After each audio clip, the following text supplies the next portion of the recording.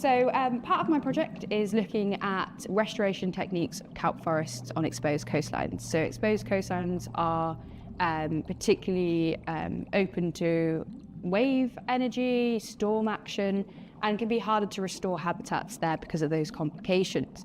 So I'm looking at whether we can grow kelp forests and relating it to different structures. So here I've got 2 concrete tiles. So these are just made out of concrete mixture that you'd find every day.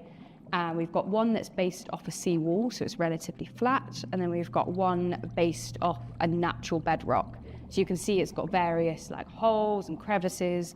And this is meant to open up more complexity for life, for biodiversity.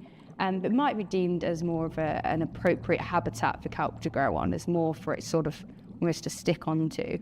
So these are made out of concrete, as I said, but these are the molds that I use. These are the silicone molds that I would have wood around and then just pour the concrete in and then it would set. And I would have metal dowels, metal poles in these gaps to leave holes for when I drill them and place them on the shore later on. So after I've made them, set them and let them cure, settle in seawater for a while to harden, the next step is seeding them with kelp. So I would have cultured kelp that I'd have in the lab, and then I would use a spray bottle and I would spray them onto the concrete. So they'd just be looking like this, and I would spray what kind of looks like loads of little dots all over, and then 2 months later it should look like this, which is when I've got little kelp growing. So like I said, these are 2 months old. You can actually see quite a variety of like ages and lengths, developments, I guess. I'm going to put them on exposed coastline in the northeast and in various locations to look at suitability, how big they'll grow. So hopefully they'll get to adulthood and they'll grow much bigger. They'll probably thin out. As you can see, there's quite a few of them on there. And when they grow, they can have holdfast as that big. So there's only so many you could fit on this tile.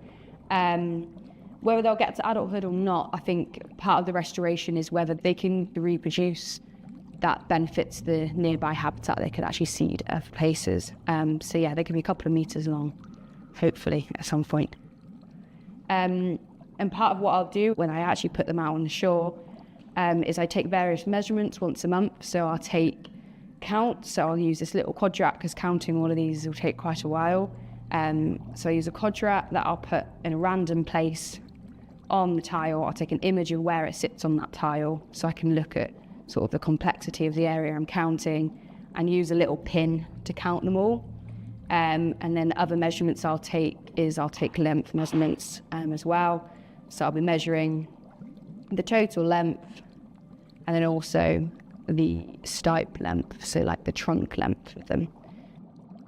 So thinking about Jack's project and how it links with mine, comparing them would be really good. Do we get similar measurements? Obviously here's a scale down in a tank. Do I get similar measurements on the shore? And they'll benefit each other and link into each other.